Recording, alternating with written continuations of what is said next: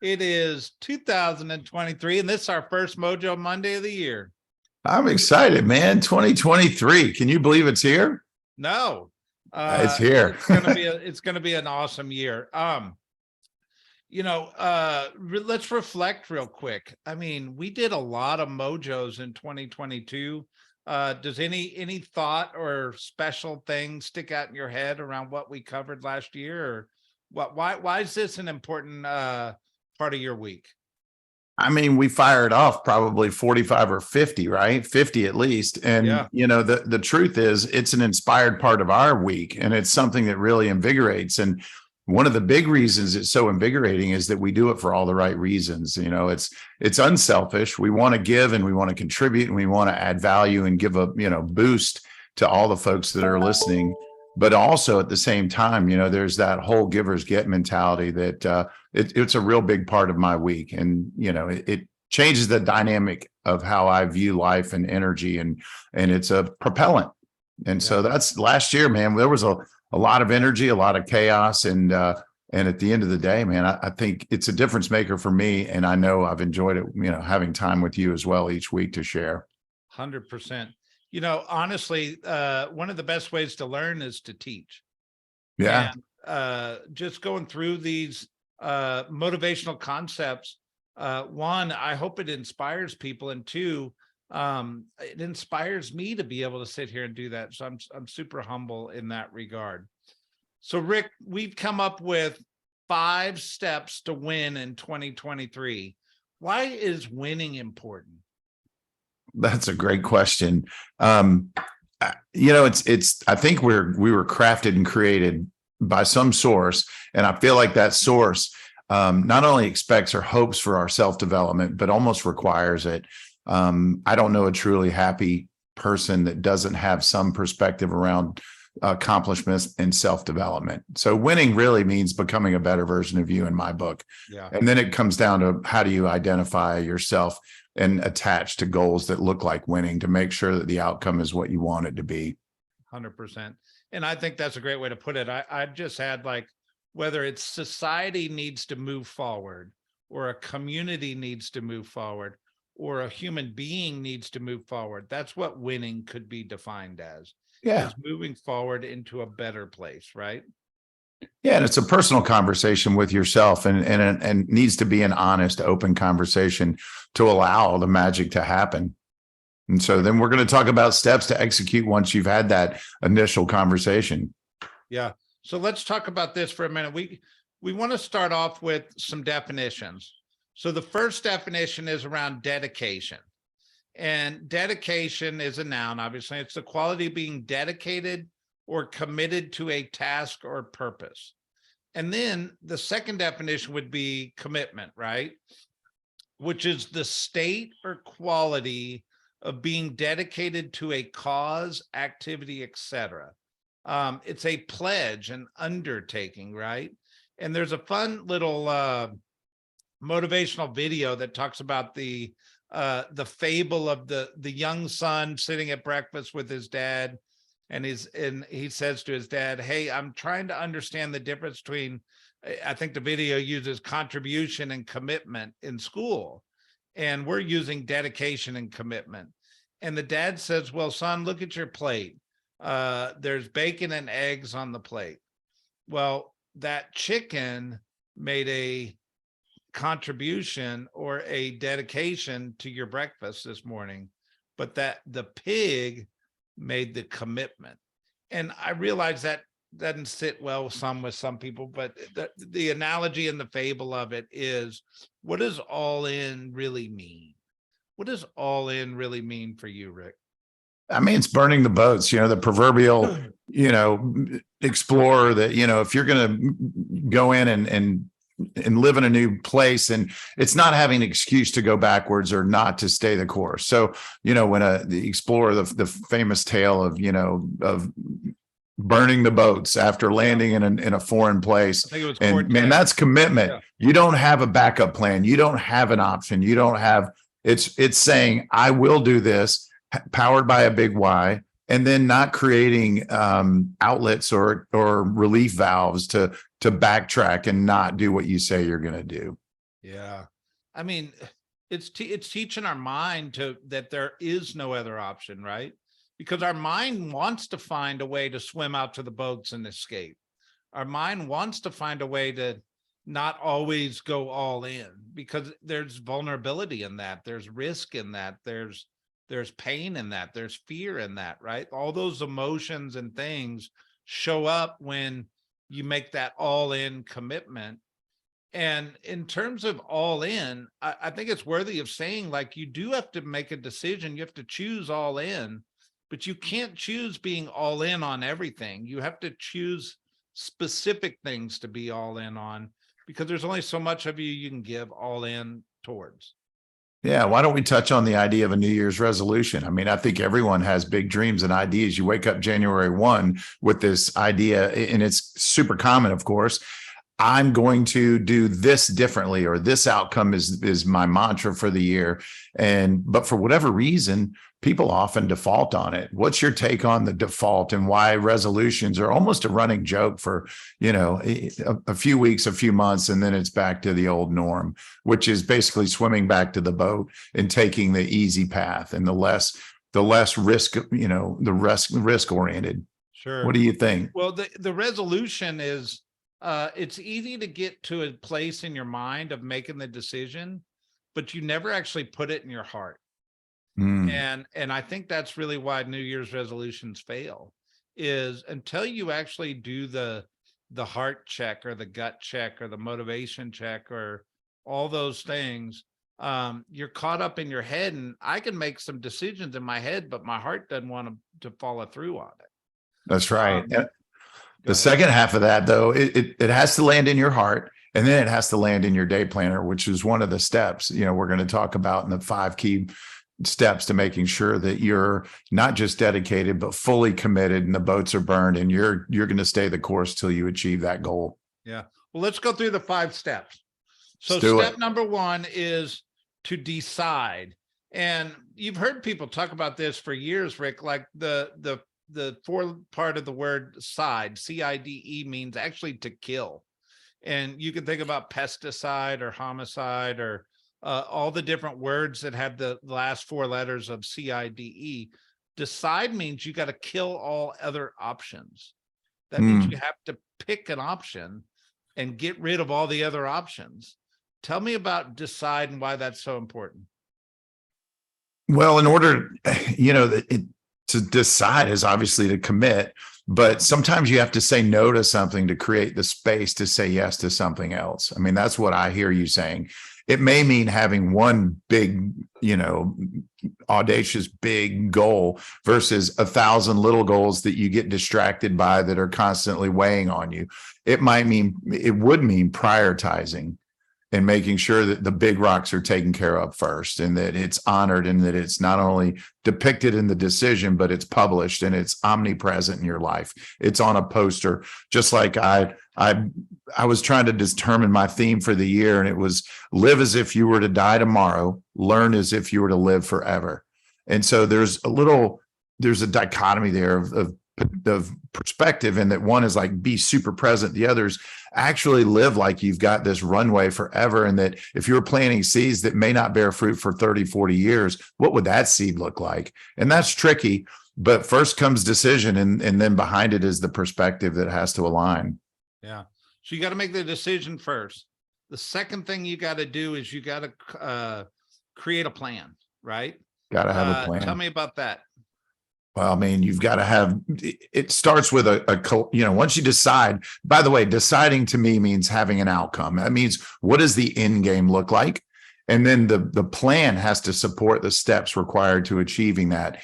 And what I believe that one of the reasons people fail with their resolutions most often is they decide on a goal that's really awesome. That's absolutely the goal that you should have, but they have difficulty reverse engineering what it might take to step by step incorporate a weekly, a daily, an hourly strategy that makes sure that they're progressing in that direction, because progress is the most important fuel when it comes to hitting a big goal.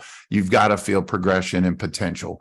And if your big plan doesn't have small steps, you're probably going to lose sight of you're going to actually lose confidence that you're on the right track, and you've got to be able to metric steps. So planning means steps, and it also means orchestrating that into an action oriented perspective. Yeah. Well, if you don't plan, you're planning to fail is the saying, right? Like, It is.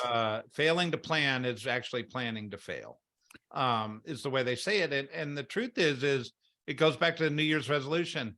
It's real easy to make a resolution, but if you never put action behind it, it just dies off, right? Like it's quick. It So does.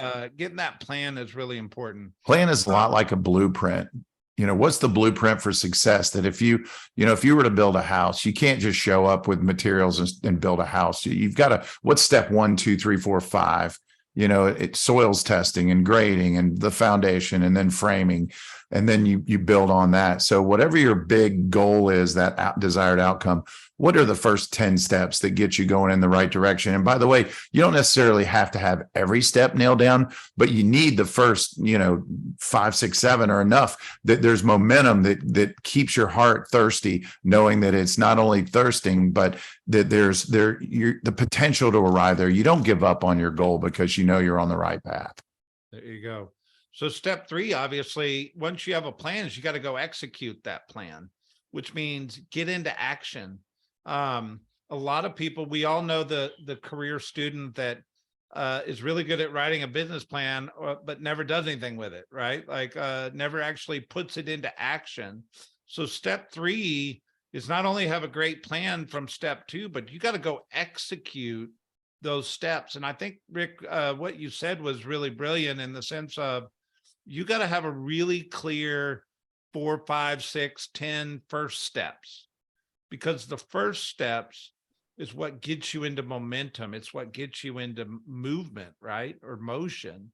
And once you're in motion, it becomes easier. It's like going to the gym for the first time. It's not easy, but going to the gym for the 100th time is much easier. 100%. Well, and again, your muscles start to appreciate what you're doing for your body.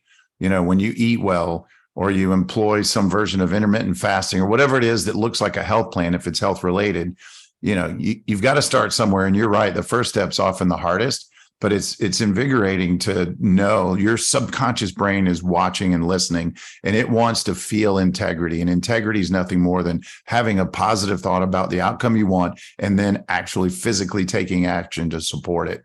And there's a massive reward in doing that with a degree of repetition starting today. There you go. And then step number 4 is, once you're in the plan, what's really important is scheduling it all. And we talk about this, you call it your day planner, I call it my calendar. We'll leave it there. But at the end of the day, it's got to exist somewhere, right? And one of the success traits that most people ignore is when you become a servant to your calendar, or as you allow your calendar to dictate your life, then it's actually a big success trait, right? Like you stop making decisions around what you're supposed to do. You just execute on what your calendar tells you to execute on. Well, and if you've got a good role model, you have a decent blueprint, the first few steps that's going to put you on the right path for progress. The next step is definitely repetition, and practice makes perfect. We've heard it a million times, and there's just no bigger truism. And there's also the reality that structure equals freedom. And most people think that somehow this organic flow will play to their advantage. And I would argue the opposite. Organic flow creates distraction and opportunity to lose focus on the prize and lose focus on the next milepost towards that goal, that next step. So structure is critical. You've got to have structure, and then that'll lead you to the last step in the process. Yeah, which is accountability. Yeah. You've got to have accountability. And then when you have accountability relative to mileposts that you designate, when it's time to course correct and maybe amend your strategy because what you thought would work isn't working as well as you thought. But again, the benefit, if you don't track it and feed it back, you won't know. And if you wait for it to just happen, I'm here to tell you it won't. Yeah. So Rick, I'm going to recap real quick. So obviously you got to make that decision. You got to decide what you want to be all in on. Then you create the plan and outline the steps necessary. Then you got to go execute those steps. Then you got to make sure it fits the schedule. You got to calendar the activities to make sure they happen, and then hold that accountable and track it, right? So our 5 steps to winning in 2023 aren't anything new. It's simple, but that's what winning is. It's people taking very complex things and making them simple. And then doing it over and over and over and over. And I will share this. My greatest days are when I do something hard, because I believe that when you do hard things, you love yourself more. It's just a human reality. And so as you decide and as you plan it and as you create steps, make sure it's hard enough that you really feel the fulfillment of having overcome and improved and grown and maybe failed forward a little bit. But also it's got to be subconsciously achievable. In your brain, you have to be able to connect the dots, but based on your plan, and recognize there is real potential of it working out. I think the minute you give up and your head starts to derail, your heart's going to second guess, and then you're going to end up going, swimming back to the boats. There you go. So what are we going to challenge everybody around? It's 23 now, so we got to up our game. Like, we got to go to another level.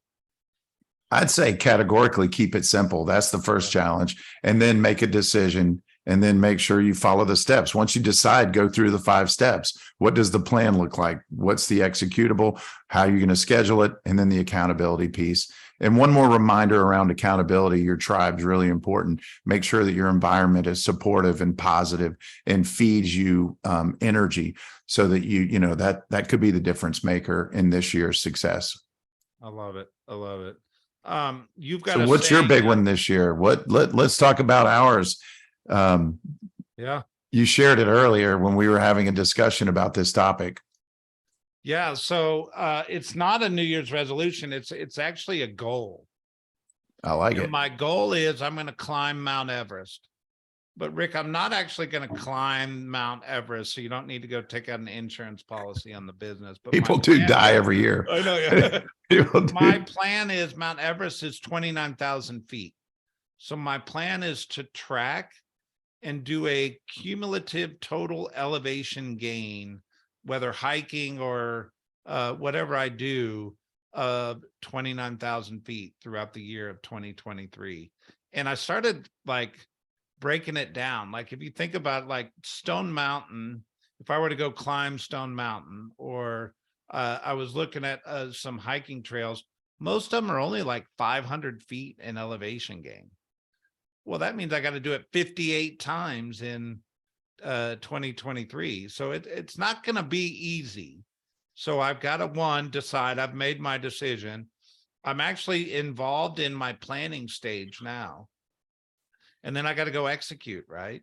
And then put it on the calendar. When am I going to do these things? And then, putting it out there to the world like this is putting it out to my tribe, and it's putting it out there in terms of hold me accountable.